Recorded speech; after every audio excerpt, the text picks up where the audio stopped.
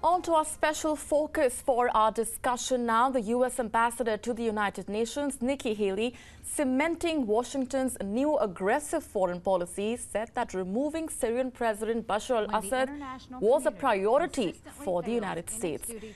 The new U.S. stance of engaging Syria through missile strikes completely junks the Obama-era policy, where the U.S. had steered clear of any direct intervention in the country.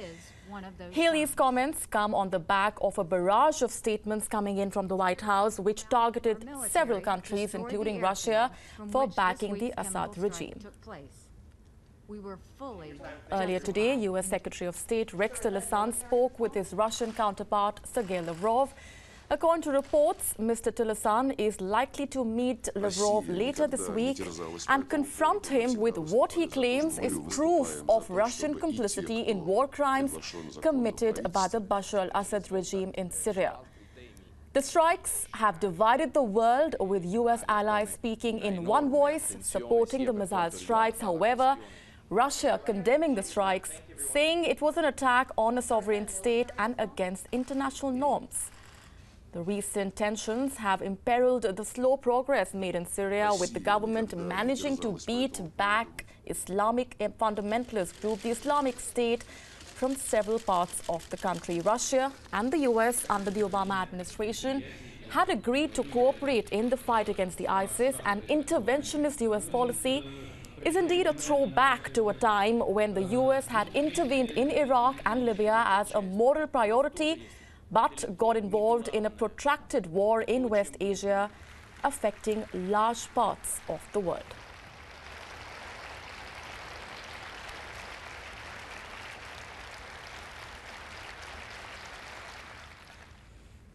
Let's now open this up with the help of our panelists. Ambassador Mahesh Sachdeva, Middle East expert, is joining us in the studio. Also joining us is Alexei Khadnikov, a Middle East expert at Russian International Affairs Council from Moscow, and Dr. Wael Awad, writer and political analyst and South Asia expert. Thank you very much to all our guests for joining us here. First up to you, Dr. Awad. It is indeed a U-turn, the flip-flop that we've seen coming in specifically from Donald Trump, who called it idiocy to defeat ISIS and also demand removal of Assad, and now has made a complete U-turn. What do you make of that? Well, I don't call it an immediate or a full U-turn by the American president, because he, before he became elected, he was talking that the chaos created by the previous administration in Syria and in Yemen and in Iraq and in Libya was part of the regime change policy of the previous administration. That's why he was against the regime change. Right. So he wanted to have some kind of another arrangement of fighting IS as a top priority. Suddenly, we can see that since he took over, there was lots of pressure on him from different quarters of the United States. He's an unpopular president. All his decisions being taken was dropped out, and the retirement of all of his appointees. So all this is an indication that the president image was bad. So they needed a PR exercise, in fact, to do, because the false flag was, as you were saying in your beginning, the false flag was already on Iraq. They said the weapon of mass destruction. And then also in Libya, now it is in Syria. So who is the insane or the losers that he will go for such kind of an adventure to attack the country? So the president, Trump, thought that he has to give a fit back reply for the alleged, because if he knew that this was already done by the Syrian government, would have taken longer time to attack the Syria. But it is indeed breaking of his promise, would you not say, when it comes to Donald Trump specifically, because the kind of promises that were made earlier on in the run-up to his campaign, talking about how U.S. will be kept outside of any interventionist policy in the Middle East, that seems to have gone. Because he's under the tremendous pressure from the deep state. He's under tremendous pressure from the U.S. administration establishment, which refused to allow him to move. Irrespective of who is the president in the United States, no one can function, because we know the warmonger Wagner, the new cons, the arm industry, who is running the administration in the United States. These are the people who will not allow even Trump to run on his own. If you look at the television channels and the smear propaganda, any president, any human being watching these things happening in Syria, allegedly done by anybody, it is a crime against humanity, no doubt about it. But it's also a crime, and it is illegal to attack a country unilaterally without taking the UN Security Council resolution on this. You are not in a hurry to do it. You have done it unilaterally in many countries, and we saw the chaos and the destruction you have created. Why you have to go again now? So I think there is a miscalculation by the American administration about the danger of turning this area into a third world war. Ambassador Sachdeva, also it is indeed a step which has the world divided. Not only within America are conservatives criticizing this move, but also we've had strong reactions coming in from the world over. It is indeed a move which is dividing the world. But can Asia afford to remain silent? Yes, why not? Because antecedents of the casus belli is not very clear. There's certain disputations about whose chemical weapons were it. Right. UN Security Council has not concluded its session on that particular issue. The investigations are not over yet. The chemical agent has not been identified. So one doesn't have to jump the gun. Right. And we are under no pressure in Asia, I imagine. None of the Asian countries have had any particular reaction given so far, one way or the other. I do want to continue and follow up on that, but why don't we also get in a quick word first from Alexei joining us from Moscow. Thank you very much for speaking with us. Is Russia worried with the prospect of Rex Tillerson meeting Sergei Lavrov and presenting that proof as Tillerson claims that the US has? Basically, it remains to be seen whether Rex Tillerson will bring with him any evidences, hard evidences, to Moscow that Assad was behind the attack. So it is still unclear. I mean, we could read the reports heavily hold that basically President Trump was given evidences which they call it secret evidences, so they cannot unclassify them so far. But basically, they claim that they have those evidences that Assad was behind the attack.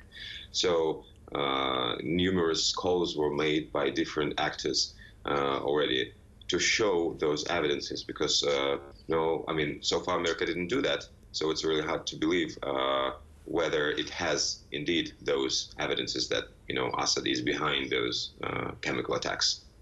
Dr. Awad, would you like to come in here? The kind of claim that's been made by the US of these proofs that will be presented in that meeting between Rex Tillerson and Sergei Lavrov. Look, the United States itself have said, Joe Biden himself said, we created IS because with the help of Turkey, UAE, Saudi Arabia and Qatar, because we wanted to defeat Assad. John Kerry said it even in his meeting, former Secretary of State, he's with the opposition of Syria, that we prolonged and we let IS grow so that we can bargain and blackmail the Syrian president.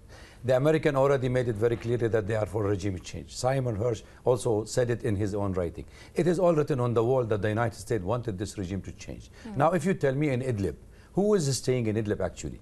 If we look at the Idlib, it is run by al-Nusra, which is al-Qaeda affiliated group.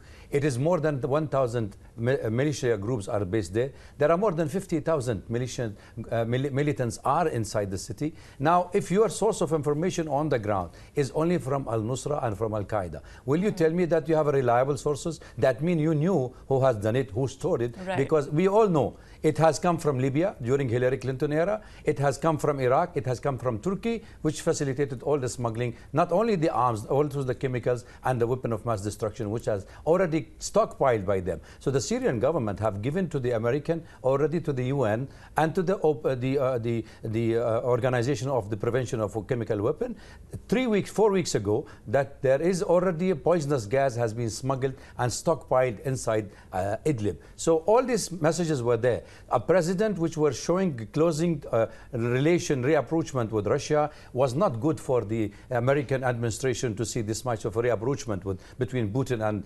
and Trump. So therefore, they wanted to have some kind of a break between this relation. So the president now can say, look, I can attack in Syria where the Russians are sitting. He is not my friend. So I dictate the terms. So there is a kind of rule of engagement have changed in the region. So I think the Americans recognize this fact that they wanted to withdraw their interest on that part of the world with their regional parties helping them, along with the Russian, which is the Russian telling them, you want to fight IS? You cannot fight IS in Mosul and support them in Syria. It's difficult. It's a hypocrisy. Either you have to fight terrorism in all the fronts, or don't say I'm fighting terrorism. That's the simple message that should be there. So Lavrov was very clear with the American administration that you don't have any hard evidence, and we are the one who is calling the shot. It is Russian airplane, Russian controlling the sky over Syria. They know very well what they have to do with the Syrian. They know who used it. And they have already hard evidence to prove that it was not the Syrian government who have used this one. So how can you claim from your side without any investigation? You're not sitting in a bar and you're pressing a button. It's not a bar fight. Right. It is somewhere which we pre-planned, which has been done. And even the Trump was not even knew about it. Only he has to press the button and say, go ahead with it. Ambassador Sachdeva, realignment of forces, if you may, and U.S. asserting itself certainly marks a change in the world order. Would you agree? And in your view, where should India stand here? I think it's possible to disagree with you a bit. World order doesn't change in 1 week. Do we see a realignment of forces, sir? What we see is an adrenaline high. And US administration has not been able to resist the temptation. It has happened many times. I see you agreeing with the realignment of forces bit. Would you like to jump in? Well, I think there is a disorder within the international New World Order. Yes. So there have to be some kind of redrawing, and that's why we're seeing lots of realignment on terms of who is going to ally with who, which bloc we are coming back. Are we going for the Cold War, or how they are going to divide the world? We are a small country in the pose of the chess game they are doing with us. We are a Syrian, small country. Would you agree with that? Yes and no. First of all, a lot is happening. The three big powers, Russia, China, and United States, are to come to terms with each other following election of Mr. Donald Trump. He's had a meeting with President Xi, but ties with Russia have been having their swings. The liberals in the United States have been attacking perceived proximity that President Trump and his team had during electoral process with Russians, and all sort of insinuations are being made. So now, against that backdrop, you have a lot of dust yet to settle before you can call for a realignment. Sure, point taken. Alexei, if I can come in and also break away from what we're discussing as of now and jump in to the larger scheme of things where we see this certainly impacting Russia-US ties. Where do you see relations between the two countries headed from now? So basically, I don't think that we have to, be quick in our judgments about the Russia-US relations. Definitely, this is a great obstacle which not will help to improve those relations, because basically what we've seen by the U.S. decision to strike Syrian airbase is that Trump sent 3 messages to 3 different audiences. So the first message was aimed at domestic audience to show his opponents who blame him for Russia affairs that he is not Putin's puppet, that to get initiative on his domestic front, to tune down his critiques. The second message was sent to Moscow, saying that we the United States are here as well, so Russia, you cannot do it unilaterally in Syria anymore. And the third message was sent to the global world, saying that those who doubt that U.S. is withdrawing from the Middle East or its powers decreasing, it's not the case. So we're still here. We're still capable of taking some serious decision. So basically, Trump killed 2 birds with 1 stone, tuning down his domestic opponents on one side and secondly, publicly challenging relations with Russia. At the same time, he put himself in quite tricky situation, because he created a precedent where he either has to follow the case, so to follow the military, further military involvement into Syria, or to back off and continue the policy he had before April 7th. So it still remains to be seen what decisions Trump administration will take. And in this sense, the upcoming visit of Secretary of State Tillerson to Moscow will clarify, hopefully, many things in this case. Dr. Awad, the strikes, is there a genuine concern that these strikes may destabilize the fragile process in West Asia? Of course. Any intervention, military intervention in any country, that is violating of the international law and the UN Charter. That's understood. Secondly, when you are attacking we have already had a similar attack by the United States in Deir ez-Zor, which is next to Raqqa, and where they have attacked the Syrian army position on the hill there, and 86 soldiers were killed. The moment they attacked them, it was taken by the IS. They have attacked the Syrian position and retaken that hill, which is strategic state. So what the US is doing actually is helping the terrorists on the ground, because the moment they attack the Sha'iriyat airfield, in fact, immediately they start an attack al-Nusra and also IS from the other side on the Syrian forces, because near to that city, where my city is, Hama province, is the minority Christians as well in that part of the world. So they wanted to make an ethnic cleansing on that part. And there is a gas field, a very big gas field, retaken by the Syrian government. At the end of the day, it is a fight of the conflict of interest. The American, by the interfering in the war in Syria, actually they are prolonging the war. They are helping in ethnic cleansing. They are helping in spreading the terrorist and radical element within the region, because it is a project like they have done in Afghanistan. IS was created, is another project which is going to be in Boko Haram tomorrow, in Al-Shabaab in Somalia, in Lashkar Taiba in South Asia. It is a project. They are the profitable project, because as long as wars are on, interfighting among the Arabs, no boot on the ground, they are gaining the war. So the Americans have already created the mess. Look in Libya, ask anybody. Yes. Does anybody know who's the president of Libya now? Do you know what's happening in Iraq? They are changing the military doctrine from a military occupation to economic occupation. Okay. Very interestingly put. Let's also now get a look at this special report. U.S. forces fired a barrage of cruise missiles at a Syrian airbase in response to a suspected chemical attack. And here is a videographic representation of that attack to help things be put in perspective. Take a look. In response to a suspected chemical attack on Khan Sheikhoun in Idlib, blamed on the Damascus regime, US President Donald Trump ordered a massive strike on a Syrian airbase, Shariat Airfield, in the centre of the country. Shortly after 3 a.m. local time on April the 7th, 59 Tomahawk cruise missiles were fired from the US Navy ships in the eastern Mediterranean.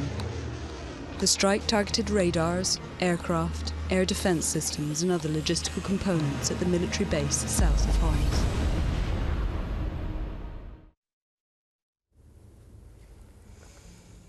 Alexei, if I can come in and get in further perspective from you, is Russia standing by the statement that it had made earlier on that US is in fact helping extremists by targeting Syria's Assad? So can you please repeat the question here? Alexei, I was just asking you, is Russia reiterating the stance that it has made earlier on as well, that US is helping extremists by targeting Syria's Assad? Well, definitely there was one of the accusations was that those strikes, they do not help to any degree to fight against terrorists or to push political process. So basically this strike, on one hand, it raises the hopes of the opposition and of the regional actors who support the opposition. So basically it's Turkey, Saudi Arabia and Qatar.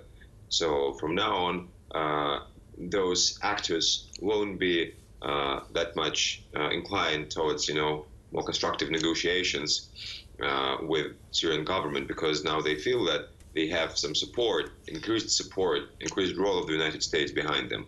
So this is why it's seen by Moscow as quite disrupting, especially if we talk about this new format initiated by Russia and backed by Iran, Turkey, and Jordan. So the Astana talks, Astana political process, which is an additional platform for discussion where basically the opposing parties were sitting together in one room for the first time, and which actually gave good prospects for the possible, launch of the political process. However, since those strikes happened, those prospects, now do not look that much promising. All right, we're just about wrapping up here. Dr. Awad, if I can come to you for closing remarks on this, and also in your view, to what extent will this actually, like I was mentioning earlier, destabilize the progress which has already been made in West Asia, and to what extent should Donald Trump be careful that Syria should not become his Iraq? Well, I think many of the American intelligence and the experts are calling it an error by the administration attacking even without taking the Congress in confidence. They never took the permission of the Congress for attacking Syria. Secondly, it was surprising me to see Britain that they have supported him while in 2013 they sent it to the parliament and they refused to go for an attack on Syria. So there is something sinister plot within the region that we are not very clear, because the prolongation of the war will turn it into a sectarian war between the Shia and the Sunni in the long run. Look what happened in Egypt today. Look what's happening in Yemen. Look what's happening in Libya. Nobody is talking of Yemen. Nobody is talking of Egypt. These are all a continuation of the terrorist organization that they have built up the infrastructure in the region and they have been activated. I'm worried. And as a Syrian, and I am worried that this will be spread all over the region. Turkey is next going to watch also its back because of supporting terrorist organization. So the region is in a very volatile, instability is very much glooming. But I still, as a Syrian, as we say, we still have little glimpse of hope that 2254 UN Security Council resolution called for the 2017 to end IS from Syria and Iraq may be a chance that we may see the peace and reconciliation process, because reconciliation in Syria is taking on for a long time and there were lots of reconciliation between the government and the opposition there. So I am still hoping that I will be able to go to my destroyed house in Syria. Absolutely. Ambassador Sachdeva, your final remarks, and also do you see that under the umbrella of regime change, we see the region heading towards a greater turmoil? I can see a glimmer of hope here as well. I think by highlighting the dangers of chemical warfare, by escalating the attacks, bringing in United States with Tomahawk missiles for the first time in this conflict.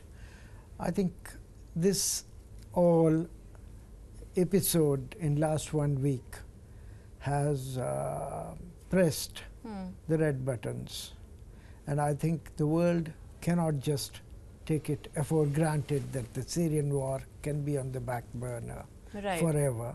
It has to be resolved. But you do see a glimmer of hope there. Both our panelists here in the studio seeing a glimmer of hope. That's just about when we are wrapping this discussion. Alexei, Ambassador Sachdeva and Dr. Awad, thank you very much indeed for joining us on this special discussion. A complicated situation, no easy answers here.